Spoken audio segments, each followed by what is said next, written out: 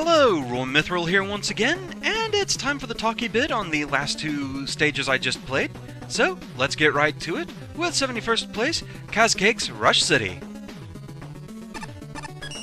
Snowrun Pyro. The level just feels very empty, like there's some ideas here, but there's just not much going on in general. The only real difficult part is the part with bladers, and that's really only because bladers are a heck to deal with. The wave bike section is sometimes unfair because Rider Joes can surprise you out of nowhere and knock you into pits. Other than that, there's not much happening. I guess there's a tiny bit of a difficulty curve, but the level seems so sparse that I feel like I'm just grasping at straws. I wish there was just more in general here. Jupy Hornet. This level didn't feel like much effort was put into it. I basically flew over an empty section with Rush Jet. You're actually meant to jump down, but it looks like a pit, so I flew over it. It was mostly flat with some Crystal Joes. Fell down 2 screens, fought some enemies, and that was it. In the optional wave bike section, there's no indication whatsoever that those gray blocks actually kill you. Do they? Huh. I thought I landed on some of them and it was fine. I'm not quite sure what's going on there. Angel. This level was kinda over before it started, and sadly it didn't really have any clear direction. The challenges presented are janky and seem unfinished, and the optional bonus section that ends in a not-so-optional exit is something that could have been easily made the main gimmick of the level. This level needed both more focus and more testing to be substantial in any way, unfortunately. Gariri.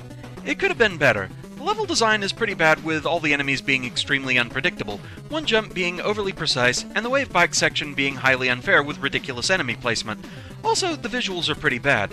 Other than that, there's just nothing interesting to say here. It's a pretty bland level. Ace Spark. It comes to something when the bare minimum is applied to enemy layouts. This is done here. For such a generic level, that might just be the worst tileset selection you could have gone for. I'm sure not even the game this is taken from looked this boring. Duke Nukem, right? Nothing really happens in this stage. There is a wave bike section at the end, which was alright and a decent enough challenge, just enough to wake the player up. Even this is bungled a bit. Why do the spikes here look like generic blocks? This is just confusing. There is also the most laughably poor attempt at a boss fight I have ever seen here.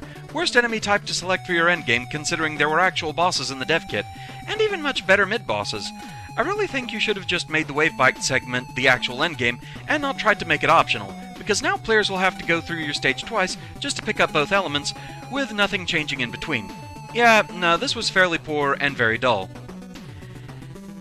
It was a pretty empty stage, I have to agree with that. I'm still curious. 2 people have said that those gray blocks during the wave bike segment are death, but did I just have invincibility frames when I landed on it? Because I thought I used one as a jumping platform, so maybe I just somehow lucked out and had an easier time there? But yeah, there is definitely that one overly precise jump. Like I said, it's probably doable, but I didn't really have a lot of recording time today. And now, 70th place, that one under Gigavolt Man. Snowrun Pyro.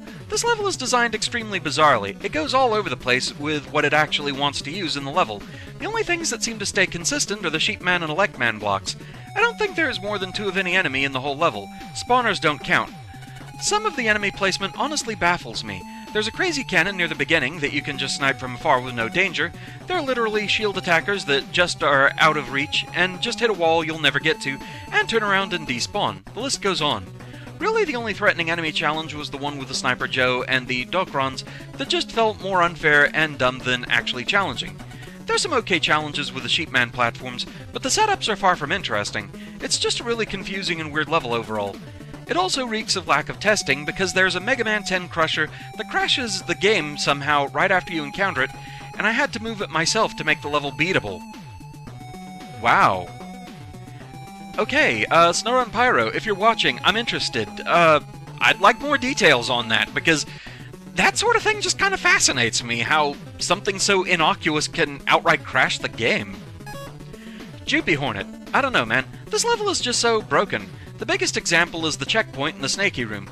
The Snaky will still be on the screen when you respawn, and it'll be able to shoot the player, making it harder to get to the ladder.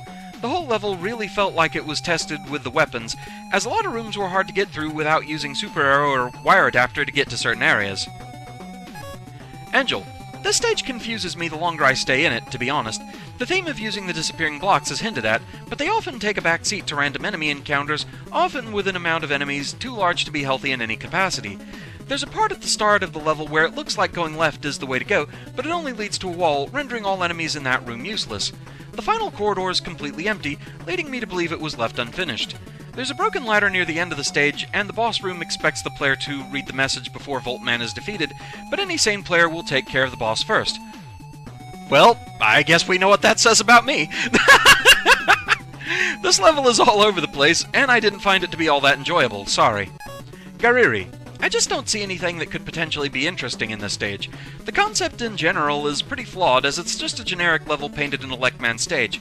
The biggest issue, in my opinion, is the level design, which, depending on the section, is either filled with poorly placed obstacles, empty and absolutely boring, or happens to be that one area where there are so many spawning enemies and obstacles that it's practically impossible to avoid them without taking damage. At least the music choice was fine, but I can't think of anything else that's positive. And Ace Spark. This is, at its heart, an incredibly average stage, because nothing about the ideas and layout here is necessarily bad in any way. Some things are used okay, weird enemy selection, every so often there's a good idea here. This is let down by its horrifically lazy execution.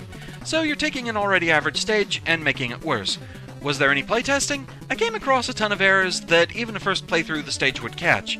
There's misplaced and missing collision blocks, for example. There's a very obvious non-functional ladder that will kill the player if they try to use it. In all honesty, with my track record, I'm surprised I didn't find that. Overlapping Sheepman blocks, and frankly I'm not entirely sure the Gutsman Lift Noble Nickel is even possible without Rush Super Arrow, despite looking like it should be. Well, I proved that is possible. There is a screen where an invisible block stops you from proceeding, unless you slide underneath said invisible block. Fixed post judging. And heck, one of the jumps would be borderline impossible, except for the collision detection not being present where there logically should be. Your checkpoint placement is bizarre. The player spawns next to a mini-boss. The layout makes the player waste time, enemies despawn themselves on static screens, gimmicks show up once and are never used again, and for some weird reason you stuck the barriers from Frostman's level in the most inappropriate place you could put them. That's where those are from. Right, okay. Final point. That has got to be the worst possible way you could implement a fan Robot Master. I know you don't have to know how to code to enter this, but surely it's possible to at least replace Voltman's graphics? If you wanted to cameo that badly, he needed to be placed before the boss fight, because no one in their right mind is going to talk to him in the middle of a fight with Voltman, which the text seems to indicate was the intention.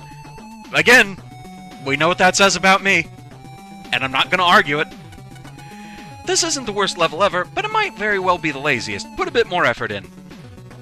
So yeah, basically boiling down those comments, it's a decent enough level, but yeah, it seems like some of the gimmicks can't really make up their mind what they're doing. There's a lot of emptiness.